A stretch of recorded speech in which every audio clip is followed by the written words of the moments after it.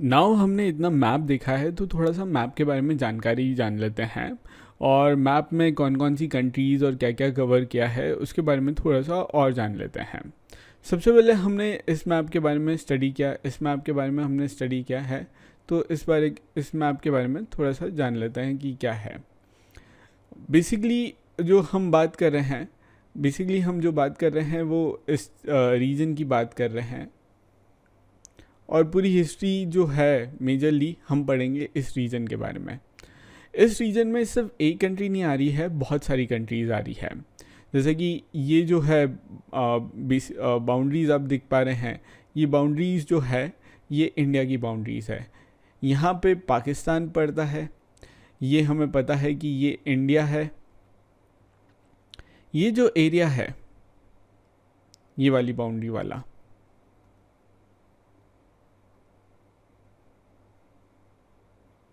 Right, ये है नेपाल।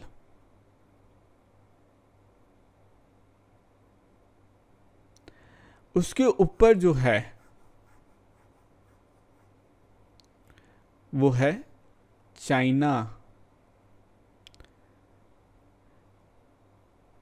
ये वाला जो एरिया है ये है बांग्लादेश।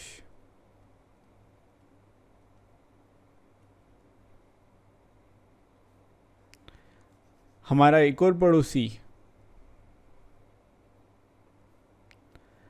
म्यांमार।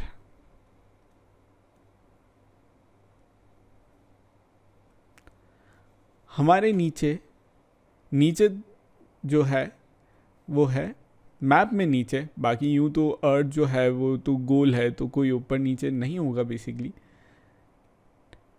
सॉरी, श्री लंका। हम श्रीलंका बोलते हैं लेकिन श्री लिखते हैं, राइट। तो करेक्ट स्पेलिंग है श्रीलंका।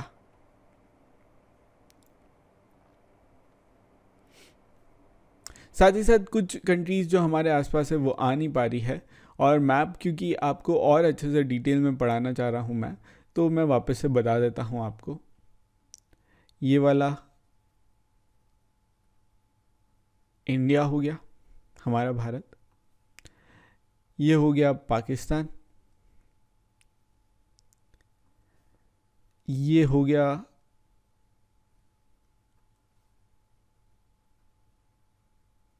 बांग्लादेश।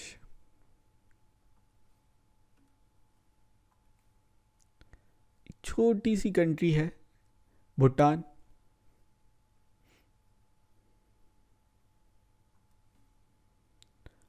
उसके ऊपर हमारे देश के ऊपर नेपाल। उसके ऊपर मैप में चाइना।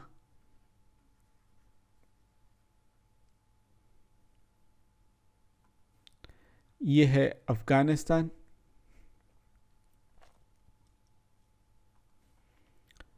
और ये है ईरान। हमारे नीचे जो है श्रीलंका। और हमारे पास ही लगा हुआ जो है वो है म्यांमार।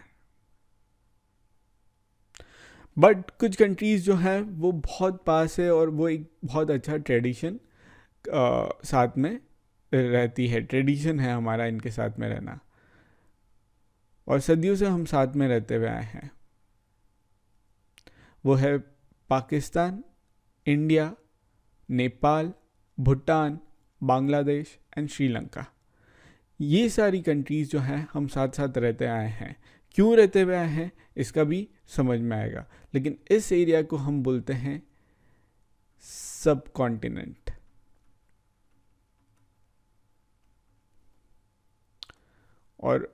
और अच्छे से बोले तो इसे बोलते हैं इंडियन सब कॉन्टिनेंट। ये एरिया जो है बेसिकली हम इसकी ही हिस्ट्री पढ़ेंगे, क्योंकि यहाँ का कल्चर एक जैसा था, यहाँ का ट्रेडिशन एक जैसा था, और यहाँ के लोग एक साथ रहते थे। और इसका कारण भी मैं आपको जस्ट बताता ही हूँ कि क्यों इसका कारण था। वापस से मैं अगर इस मैप में आता हूँ और मैं थोड़ा सा इस मैप में समझता हूँ, तो हमारे जो नॉर्थ में देखा जाए तो वहाँ पे हिमालयाज़ है, ये पूरा हिमालय है। और हिमालय यानी कि बड़े बड़े पर्वत और ये वो, तो यहाँ से लोग आ नहीं सकते थे और जा भी नहीं सकते थे। हिमालय जो था वो एक काइंड ऑफ भारत की एक सीमा को तय भी करता है, तो ये हिमालयाज़ और ये है। साथ ही साथ यहाँ पे जो है छोटे छोटे और हिल्स हैं, और बाकी पूरा देश जो है, ऊपर तो हमने हिल्स से कवर कर लिया नॉर्थ को, और जो साउथ को कवर किया है वो हमने किया है वाटर से। ये पूरा वाटर से कवर है, ये पूरा वाटर है। तो देखा जाए तो हम जो है फ्रीली मूवमेंट यहाँ पे हो सकता था, आसपास में बांग्लादेश से, पाकिस्तान से, इंडिया से। इंडिया में भी बहुत अलग अलग जगह है, पंजाब है, राजस्थान है, यहाँ पे आपस में लोग रहते थे और ज़्यादा आइडिया का और कल्चर का और ट्रेडिशन का एक्सचेंज होता था यहाँ पे। आपको समझ में आ रहा होगा कि ये वाले देश जो हैं इन्हें इंडियन सब कॉन्टिनेंट बोला जाता है। यहाँ पे इनफैक्ट मैप में भी लिखा है सब कॉन्टिनेंट। तो अब मैं वापस से अपनी ये बेसिकली आपको बताना था कि किस टाइप से इंडियन सब कॉन्टिनेंट और क्या क्या है इसके बारे में। इंडियन सब कॉन्टिनेंट में जो हमारे चैप्टर में भी लिखा है कि कौन कौन सी कंट्रीज़ आती हैं और इन्हें साउथ एशिया भी बोला जाता है। वो है इंडिया, पाकिस्तान, बांग्लादेश, नेपाल, भूटान, श्रीलंका। और साथ ही साथ हमारी जो नेबरिंग कंट्रीज़ है जिनको हमने मैप में भी देखा था, तो एक अफ़गानिस्तान था, ईरान था, चाइना था एंड म्यांमार था। इनके बारे में और इन सारी चीज़ों के बारे में हम आसानी से और आराम से डिटेल में पढ़ेंगे। बेसिकली मैंने आपको एक फ़ील देने के लिए ये पूरा जो है एरिया समझाया था। इसमें हमारी क्लोज कंट्रीज़ जो इंडियन सब कॉन्टिनेंट को बनाती है या साउथ एशिया को बनाती है, साथ ही साथ हमारे नेबरिंग कंट्रीज़, उनके बारे में भी हमने स्टडी किया। तो एक चीज़ और बताना थी इस बुक में, वो थी कि पीपल जो थे वो ट्रैवल करते थे, सब कॉन्टिनेंट में ही ज़्यादा ट्रैवल करते थे, एक हिस्से से दूसरे हिस्से तक। लेकिन सब कॉन्टिनेंट में भी डेजर्ट्स थे, रिवर्स थे और साथ ही साथ सी भी था। तो सी को भी क्रॉस करना और डेंजरस जर्नी करना डिफ़िकल्ट तो था, लेकिन हर बार इम्पॉसिबल नहीं था। तो लोग मूव करते थे। लोग क्यों मूव करते थे? एक तो लाइवलीहुड के लिए, यानी कि पैसा कमाने के लिए। पैसा कमाते क्यों थे? पेट को भरने के लिए, अपना रख रखाव को रखने के लिए, अच्छे कपड़े पहनने के लिए, अच्छा घर होना चाहिए, और उसके लिए नए धंधे ढूंढना, नए पैसे कमाने के तरीके ढूंढना, और इसे लाइवलीहुड बोलते हैं, धंधे करना, पैसा कमाने का तरीका ढूंढना। तो उसे इस कारण से मूव करते थे। साथ ही साथ बहुत बार नेचुरल डिज़ास्टर भी हो जाता था। नेचुरल डिज़ास्टर यानी कि एक लार्ज स्केल पे अर्थ जो रहती है वहाँ पे या तो अर्थक्वेक आ गया, या फिर फ्लड आ गई, बाढ़ आ गई, या ड्रॉट आ गया, फेमिन हो गया।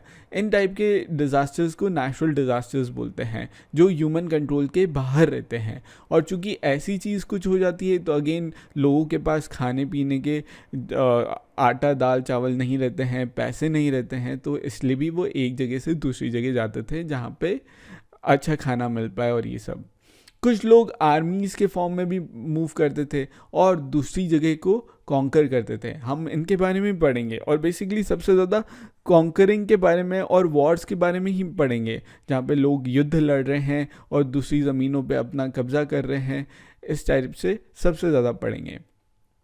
ये भी पता चला है हिस्ट्री में लोगों को कि मर्चेंट्स भी होते थे। मर्चेंट्स यानी कि ट्रेडर्स जो होते थे, बिजनेसमैन बोलते, वो ट्रैवल करते थे कैरावान से या शिप से, और वैल्यूएबल गुड्स एक जगह से दूसरी जगह तक पहुंचाते थे। जैसे कि फॉर एग्जांपल साउथ में जो था गोल्ड होता था, साउथ यानी कि साउथ इंडिया में, यहाँ पे गोल्ड और प्रेशियस स्टोन होते थे, तो हम वो प्रेशियस स्टोन नॉर्थ इंडिया में ट्रेडर्स ले जाता था, और उसके एक्सचेंज में वो जो है साउथ इंडिया में कॉटन लेके आ जाता था या फिर वीट या दूसरी चीज़ें लेके आ जाता था। इसे ट्रेडिंग बोलते हैं। और वो चीज़ जो थे वो मर्चेंट्स करते थे, मर्चेंट्स यानी कि ट्रेडर्स।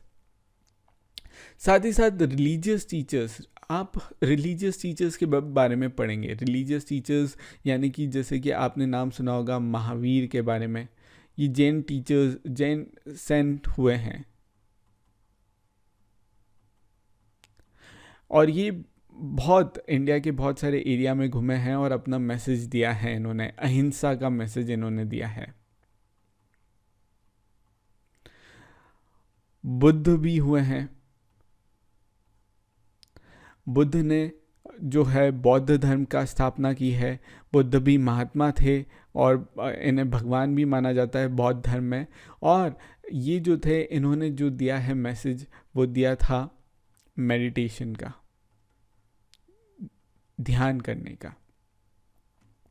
फिर शंकराचार्य भी थे, वो भी सेंट थे और उन्होंने भी चारों दिशा, भारत की चारों, ईस्ट वेस्ट नॉर्थ साउथ, सब कुछ नाप लिया और इन्होंने हिंदू धर्म को वापस से इंडिया में रीस्टेब्लिश किया। तो ये सेंट्स भी जो होते थे वो भी ट्रैवल करते थे एक प्लेस से दूसरी प्लेस से।